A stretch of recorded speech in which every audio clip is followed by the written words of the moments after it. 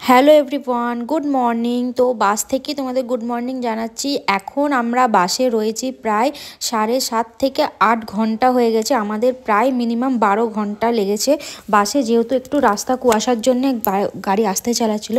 আর আমরা এরকম ছোটাছুটি লাগিয়ে দিয়েছিলাম, কারণ আমাদের পেয়ে গেছিলো খুব জোরে টয়লেট, আর কোনো টয়লেট ছিল না, ওয়াশরুমও কোথাও ছিল না।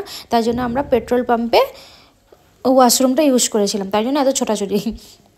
তো যাই হোক, এখন তো চলে এসেছি বাসে, তো বাস ছেড়েও দিয়েছে।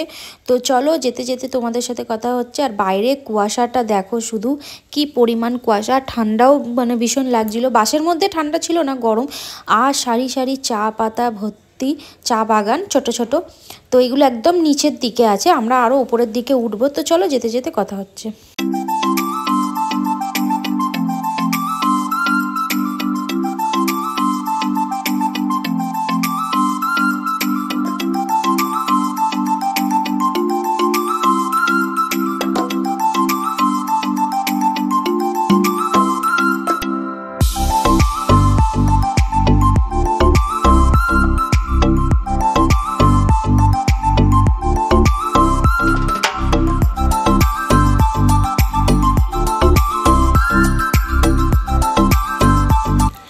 তো বাস থেকে নেবে আমরা তো প্রাইভেট, তো হোটেল থেকে আমাদের গাড়ি বুক করাই ছিল, তাই জন্য সেই গাড়ি করে চলে গেলাম।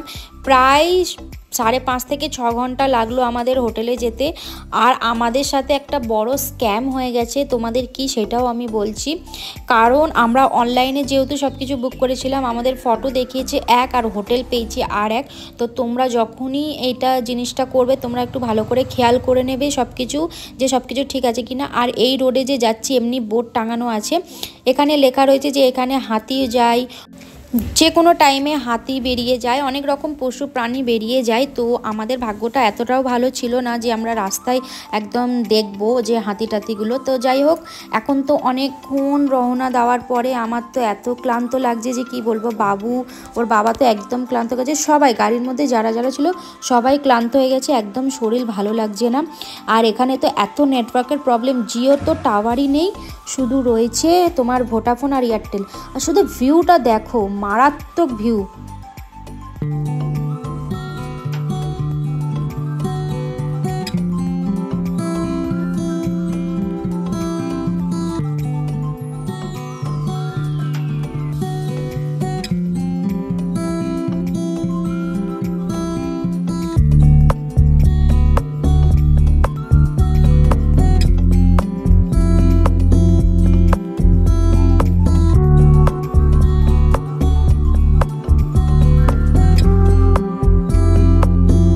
তো কিছুটা ঘুমাতে ঘুমাতে, কিছুটা খাওয়া দাওয়া করতে করতে অনেকটা রাস্তা প্রায় কভার করে ফেলেছি। আর এখানে দেখো সুন্দর সুন্দর ভিউ, পাহাড় দেখতে দেখতে আমরা আমাদের জার্নিটা কমপ্লিট করছি। তো ইনি যে দাদাটা আমাদের ড্রাইভার আছে, খুবই ভালো, খুবই সেন্সিটিভ মানুষ, কোনো কিছুতে রাগ করে না, কিছু না। তো যাই হোক, এখন আমরা এটা একটা ঝিল বা লেক বলতে পারো, কিছু একটা, কোনো নাম নেই, ব্যাস এমনি আছে। তো এই ঝিল বা লেকটা দেখতে দেখতে আমরা এগাচ্ছিলাম। আর সঙ্গে দেখছিলাম রাস্তার কাজও চলছিল, এখানে সব জায়গার রড মানে গ্রিল দেওয়া হবে, সেইগুলোই দেখছিলাম। তো বেশ ভালোও লাগছিলো। সামনে তো আর্মিদের সব কিছু দেখলাম, রুম মানে ঘর টরগুলো বেশি ভালো লাগছিলো।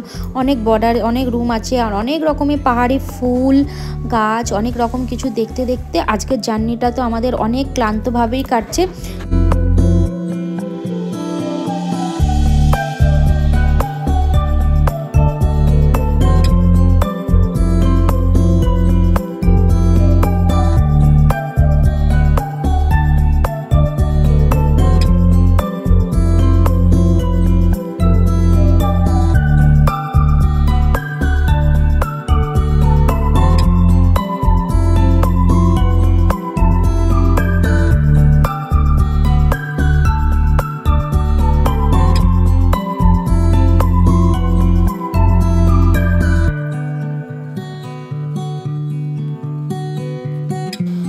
তো এখন আমরা প্রায় তিস্তা নদীর ওপর থেকে ক্রস করছি। তো দেখো এত সুন্দর লাগছে কি বলবো। তো এখানটায় দাঁড়িয়ে আমরা অনেক ফটোও তুলেছি, অনেক ফটোগ্রাফি করলাম, সেগুলো তোমাদের সব পরে আপলোড করে দেবো আমার ইনস্টাগ্রামে, তোমরা দেখে নিতে পারো। আমি ট্যাগ নাম দিয়ে দেবো ভিডিওর শেষে, তোমরা দেখে ফলো করতে পারো। তো চলো ভিডিওটা কেমন লাগছে অবশ্যই জানিও, ভালো লাগলে অবশ্যই like comment share and subscribe করো। তো চলো ভিডিওটা কন্টিনিউ করি। কেমন লাগছে পাহাড়ে এসে? অনেক ভালো লাগছে। অনেক ভালো লাগছে। হ্যাঁ, এই পাহাড় আমি কোনোদিন দেখিনি, এটা আমি প্রথমবার দেখছি। অনেক প্রাউড ফিল হচ্ছে। আমার তো বিশ্বাসই হচ্ছে না, বাপরে বাপ। তো আমরা প্রায় একদম তিস্তা নদীর ব্রিজের একদম ওপরে গাড়িটা সাইড করে রেখেছি, আর আমরা এই ব্রিজ দিয়ে ক্রস করছিলাম, বলছিলাম এখানে অনেক ফটো তুলেছি।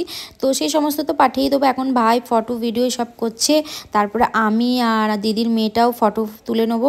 হ্যাঁ, আমরা তো গ্রুপে এসেছি 8 জন, তোমাদের তো বলাই হয়নি, তোমাদের সাথে পরে পরিচয় করিয়ে দেবো।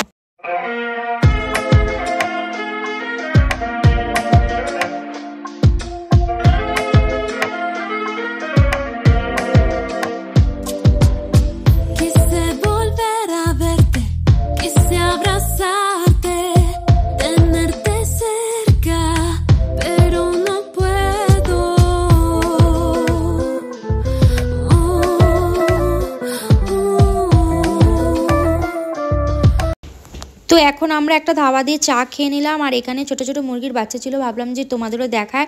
আর বিভিন্ন রকমের পাহাড়ি গাছ, পাহাড়ি ফুল দেখতে দেখতে আমরা তো রওনা দিয়ে দিলাম হোটেলের জন্য চাটা খেয়ে। তো প্রায় আমরা হোটেলের কাছাকাছি চলে এসেছি। আর এখানে রাস্তাগুলো এত ঢালু যে কি বলবো, যেহেতু আমরা প্রথমবার পাহাড়ি রাস্তায় এসেছি তো প্রচণ্ড ভয় লাগছে। এত উঁচু উঁচু ঢালু, যেই বাড়ির সমান দেখছো ওই বাড়ির সমান উঁচু উঁচু ঢালু দিয়ে গাড়ি করে আমরা নামছি, আমরা তো এত ভয় লাগছে। তো আমরা প্রায় হোটেলে চলে এসেছি, আর এখন রুম চেকিং হচ্ছে। এটা হচ্ছে ভাইয়ের রুম। তো প্রথমে ভাইয়ের রুমটা আমরা দেখলাম ফার্স্টে, যেহেতু ভাইয়ের রুমটাই আছে। তো এখানে রুমের মধ্যে তো একটা খাট আছে, একটা ক্যাবিনেট আছে। তো ক্যাবিনেটে ভালোই জায়গা আছে, মোটামুটি জিনিসপত্র রাখা যাবে।